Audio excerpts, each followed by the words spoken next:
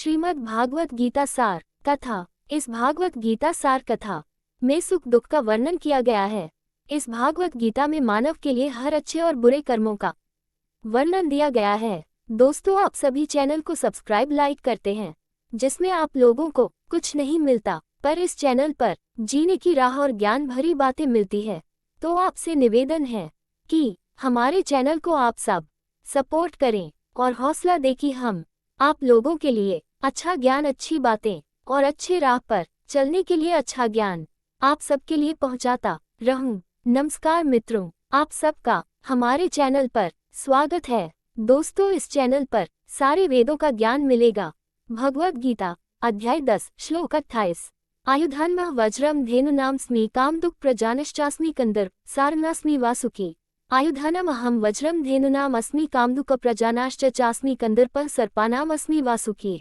आयुधानम शस्त्रों में अहम मैं, वज्रम वज्र धेनुनाम गायों के बीच, अस्मि मैं हूँ, काम दुख कामधेनु प्रजाना संतान उत्पन्न करने के कारणों में से, च तथा अस्मि मैं हूँ, कंदर्पः कामदेव प्रेम के देवता, सर्पानाम सांपों के बीच, अस्मि मैं हूँ, वासुकी नाग वासुकी।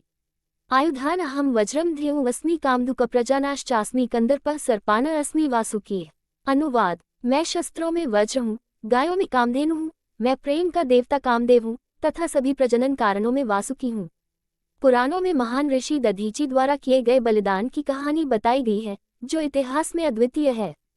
स्वर्ग के राजा इंद्र को एक बार वृत्रासुर नामक राक्षस ने अपने दिव्य साम्राज्य से बाहर निकाल दिया था। राक्षस को एक वरदान प्राप्त था, जिसके अनुसार उसे तब तक ज्ञात किसी भी हथियार से नहीं मारा जा सकता था। हताश होकर इंद्र भगवान शिव के पास मदद के लिए गए, जो उन्हें भगवान विष्णु के पास ले गए। विष्णु ने इंद्र को बताया कि वृत्रासुर को मारने वाला एकमात्र हथियार ऋषि दधीचि की हड्डियों से बना वज्र था। तब इंद्र ने दधीचि से अपने प्राण त्यागने का अंतिम बलिदान देने की विनती की, ताकि उनकी हड्डियों का उपयोग वज्र बनाने के लिए किया जा सके। दधीचि ने अनुरोध स्वीकार कर लिया, लेकिन पहले सभी पवित्र नदियों की तीर्थ यात्रा करने की इच्छा जताई। तब इंद्र ने पवित्र नदियों के सभी जल को नैमिषारण्य में एकत्र किया, जिससे ऋषि को बिना समय गंवाए अपनी इच्छा पूरी करने का मौका मिला। तब दधीचि ने यौगिक तकनीकों के अभ्यास से अपना शरीर त्याग दिया। उनकी हड्डियों से बने वज्र का इस्तेमाल राक्षस वृत्रासुर को हराने के लिए किया गया था, जिससे इंद्र को स्वर्ग के धामों के राजा के रूप में अपना स्थान वापस पाने में मदद मिली। श्री कृष्ण ने जानबूझकर इस वज्र को भगवान की महिमा के प्रतीक के रूप में संदर्भित किया है और इसे भगवान विष्णु के हाथों में हमेशा रहने वाले गदा और चक्र से ऊपर रखा है। इस श्लोक में श्री कृष्ण ये भी बताते हैं कि संभोग का कार्य तब अपवित्र नहीं होता जब इसे केवल अच्छे बच्चों को जन्म देने के उद्देश्य से किया जाता है।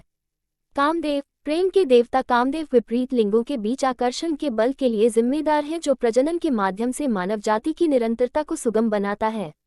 इस यौन इच्छा का उद्गम भगवान में है और इसका गलत उपयोग कामुक आनंद के लिए नहीं किया जाना चाहिए, बल्कि इसका उपयोग केवल योग्य संतान पैदा करने के उद्देश्य से किया जाना चाहिए।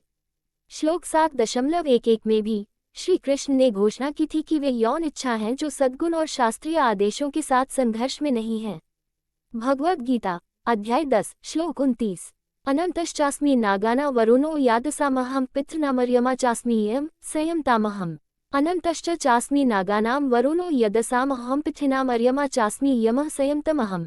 अनंत अनंत च तथा अस्मि मैं हूँ, नागानाम सर्पों में, वरुण समुद्र का देवता, यादसाम जलचरों में, अहम मैं, पितृनाम दिवंगत पितरों में, अर्यमा अर्यमा च तथा अस्मि हूँ, यमा मृत्यु का देवता, संयमताम विधि विधान करने वालों में, अहम मैं।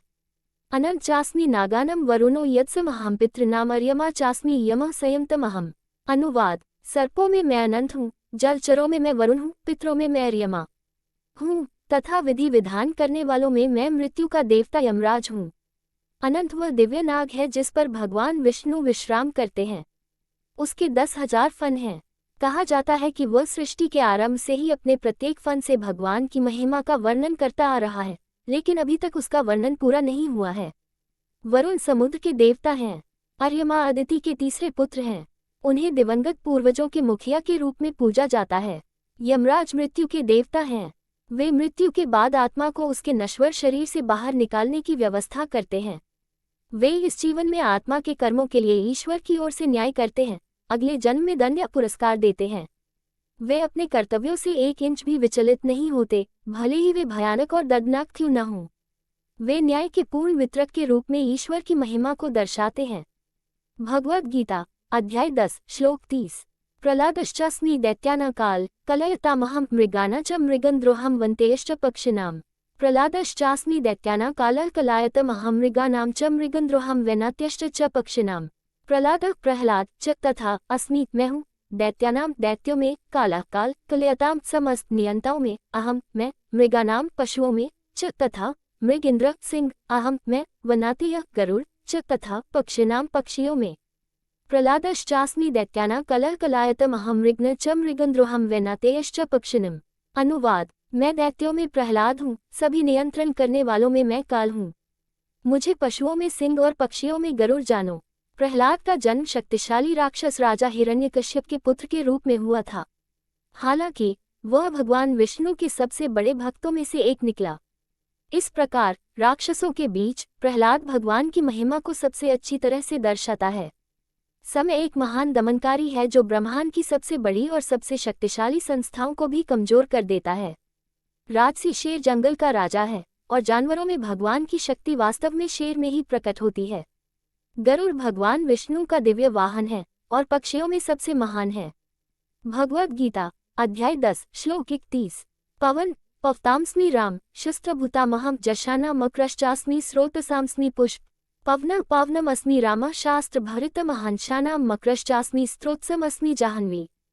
पवन वायु पवताम समस्त पवित्र करने वाली, अस्मि मैं हूँ, राम शस्त्रभूतम शस्त्रधारियों में, अहम मैं हूँ, झषानाम समस्त जलचरों में, मक्रः मगरमच्छ चक अस्मि मैं हूँ, स्रोताम बहने वाली नदियों में, अस्मि मैं हूँ, जाह्नवी गंगा।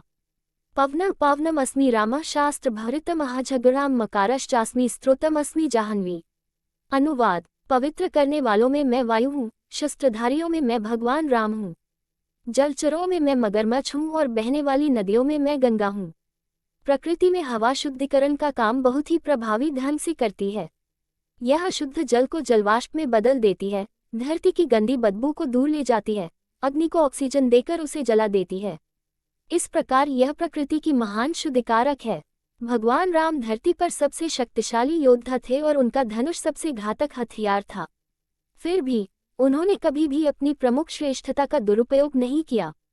जब भी उन्होंने अपने हथियार का इस्तेमाल किया तो ये केवल अच्छे के लिए था। इस प्रकार वे हथियारों के सिद्ध स्वामी थे। राम भगवान के अवतार भी थे और इसलिए श्री कृष्ण उनसे पहचाने जाते हैं। गंगा एक पवित्र नदी है जिसकी शुरुआत भगवान के दिव्य चरणों से हुई है। ये स्वर्ग से धरती पर उतरी है। कई महान ऋषियों ने इसके तट पर तपस्या की है, जिससे इसके जल की पवित्रता और बढ़ गई है। सामान्य पानी के विपरीत अगर गंगा का पानी किसी बर्तन में इकट्ठा किया जाए तो ये सालों तक सड़ता नहीं है। ये घटना पहले बहुत स्पष्ट थी, लेकिन आधुनिक समय में इसकी तीव्रता कम हो गई है क्योंकि लाखों गैलन प्रदूषण गंगा में डाला जा रहा है। भगवद गीता अध्याय 10 श्लोक 32। सर्गानामधिरन्तश्च मध्यम चैवहामर्जुन अध्यात्म विद्या विद्यानावाद प्रवदतामहम्। सर्गानामादिरन्तश्च च मध्यम चैवाहम्। अर्जुन अध्यात्म विद्या विद्यानाम वद प्रवदतामहम्। सर्गनाम समस्त सृष्टियों का आदि आरंभ, अंत च तथा मध्यम मध्य च तथा एव वास्तव में अहम मैं, अर्जुन अध्यात्म विद्या अध्यात्म शास्त्र, विद्यानाम विद्याओं में, वाद तार्किक निष्कर्ष, प्रवदताम वाद विवादों का, अहम मैं। सर्गनम आदिरन्तश्च च मध्यम चैवहम् अर्जुनध्यात्म विद्या विद्यानम वद प्रवदमहम्। अनुवाद हे अर्जुन, मुझे समस्त सृष्टि का आदि मध्य तथा अंत समझो। विद्याओं में मैं अध्यात्म शास्त्र हूँ तथा शास्त्रार्थ में मैं तार्किक निष्कर्ष हूँ। इससे पहले 20वें श्लोक में श्री कृष्ण ने कहा था कि वे ही सभी जीवों के आदि मध्य और अंत हैं। अब वे यही बात समस्त सृष्टि के लिए कहते हैं। जो कुछ भी निर्मित है, जैसे आकाश, वायु, अग्नि, जल और पृथ्वी, उसे सर्ग कहते हैं। मैं इनका सृजक, आदि, पालनकर्ता, मध्य और संहारकर्ता अंत हूँ। इसलिए सृजन, पालन और संहार की प्रक्रियाओं का ध्यान मेरी विभूतियों के रूप में किया जा सकता है। विद्या वह शिक्षा है जो व्यक्ति ज्ञान के विषयों के संबंध में प्राप्त करता है। शास्त्रों में 18 प्रकार की विद्याओं का वर्णन किया गया है। इनमें 14 प्रमुख हैं। अंगानि वेदश्चत्वरो मीमांसा न्याय विस्तारः। पुराण धर्मशास्त्रं च विद्या हेताश्चतुर्दशः। आयुर्वेदो धनुर्वेदो गंधर्वश्चैव त्रयः। अर्थशास्त्रम चतुर्थम तु विद्या ह्यष्टदशतः। विष्णु पुराण 3.6.27-28b29। शिक्षा, कल्प, व्याकरण, निरुक्ति, ज्योतिष, छंद ये 6 प्रकार के ज्ञान हैं जिन्हें वेदांग वेदों के अंग कहा जाता है। ऋग, यजुर, साम, अथर्व ये वैदिक ज्ञान की 4 शाखाएं हैं। मीमांसा, न्याय, धर्मशास्त्र और पुराणों के साथ ये 14 प्रमुख विद्याएं हैं। इन विद्याओं के अभ्यास से बुद्धि विकसित होती है, ज्ञान गहरा होता है और धर्म के मार्ग के बारे में जागरूकता बढ़ती है। इसके अतिरिक्त अध्यात्म का विज्ञान मनुष्य को भौतिक बंधनों से मुक्त करता है और उसे अमरता प्रदान करता है। इस प्रकार ये पहले बताई गई विद्याओं से श्रेष्ठ है। श्रीमद्भागवत में भी इसका उल्लेख है। सा विद्या तन्मतिर्या श्लोक 4:29-49b30। सबसे उत्तम ज्ञान वह है जिससे बुद्धि भगवान के चरण कमलों में आसक्त हो जाती है। तर्क और तर्क के क्षेत्र में जल्द का अर्थ है अपने स्वयं के मत को स्थापित करने के लिए विरोधी के कथनों में दोष ढूंढना। वितंडा का अर्थ है टाल मटोल और तुच्छ तर्कों के माध्यम से सत्य पर उचित विचार विमर्श से बचना। वाद चर्चा का तार्किक निष्कर्ष है। तर्क विचारों के संचार और सत्य की स्थापना का आधार है। तर्क की सार्वभौमिक भावना के कारण ही मानव समाज में ज्ञान को आसानी से विकसित, सिखाया और सीखा जा सकता है। तर्क के सार्वभौमिक सिद्धांत ईश्वर की शक्ति की अभिव्यक्ति हैं। भगवद गीता अध्याय 10 श्लोक 33। अक्षराणां कारोऽस्मि द्वन्द्व सामासिकस्य च अहमेवाक्षय कालो धाताहं विश्वतोमुख। अक्षराणाम् अकारो अस्मि द्वन्द्वः सामासिकास्य च नैवक्षयः कालो धाताहं विश्वतोमुखः। अक्षराणां सभी अक्षरों में अकार आरंभिक अक्षर, अस्मि मैं हूँ, द्वंद्व द्वैत सामासिकस्य व्याकरणिक यौगिकों में, च तथा अहम मैं, एव केवल, अक्षय अनंत, काल समय, धाता रचयिताओं में, अहम मैं, विश्वत मुख ब्रह्मा। अक्षर अकरो स्मि द्वंद्व समासिकास्य च नैवक्षयः कालो धाताहं विश्वतोमुखः। अनुवाद, मैं सभी अक्षरों में आरंभिक हूँ, व्याकरणिक यौगिकों में मैं द्वितीय शब्द हूँ। मैं अनंत काल हूँ और सृष्टिकर्ताओं में मैं ब्रह्मा हूँ। संस्कृत में सभी अक्षर के साथ आधे अक्षर को जोड़कर बनते हैं। उदाहरण के लिए कर जोड़ा इक्वल्स क जोड़ा इक्वल्स क। इसलिए संस्कृत वर्णमाला में अक्षर सबसे महत्वपूर्ण है। वर्णमाला का पहला स्वर भी है और चूंकि स्वर व्यंजन से पहले लिखे जाते हैं, इसलिए सबसे पहले आता है। यद्यपि संस्कृत इतनी प्राचीन भाषा है, फिर भी यह अत्यधिक परिष्कृत और परिष्कृत है। संस्कृत भाषा में एक सामान्य प्रक्रिया है शब्दों को मिलाकर यौगिक शब्द बनाना। जब एक यौगिक शब्द बनाने की प्रक्रिया में 2 या 2 से अधिक शब्द अपने कारक अंश छोड़ देते हैं, उसे समास कहा जाता है और परिणामी शब्द को समास पद या यौगिक शब्द कहा जाता है। मुख्य रूप से 6 प्रकार के समास हैं। 1 द्वंद्व, 2 बहुव्रीहि, 3 कर्मधारय, 4 तत्पुरुष, 5 द्विगु, 6 अव्ययी भाव। इनमें से द्वंद्व सर्वश्रेष्ठ है क्योंकि इसमें दोनों शब्द प्रमुख रहते हैं, जबकि अन्य में या तो एक शब्द अधिक प्रमुख हो जाता है या दोनों शब्द मिलकर किसी तीसरे शब्द का अर्थ देते हैं। द्वंद्व शब्द राधा कृष्ण द्वंद्व का एक उदाहरण है। श्री कृष्ण इसे अपनी विभूति के रूप में उजागर करते हैं। सृजन एक शानदार कार्य है और इसे देखना अद्भुत है। मानव जाति के सबसे परिष्कृत और तकनीकी रूप से उन्नत आविष्कार इसकी तुलना में फीके हैं। इसलिए भगवान कृष्ण ने सबसे पहले जन्मे ब्रह्मा का उल्लेख किया, जिन्होंने पूरे ब्रह्मांड को बनाया, और कहा कि रचनाकारों में ब्रह्मा की रचनात्मक क्षमता भगवान की महिमा को सबसे अच्छी तरह दर्शाती है। दोस्तों, आपसे निवेदन है कि हमारे चैनल को आप लोग सपोर्ट करें। वीडियो अच्छा लगा हो तो लाइक शेयर सब्सक्राइब जरूर करें। धन्यवाद।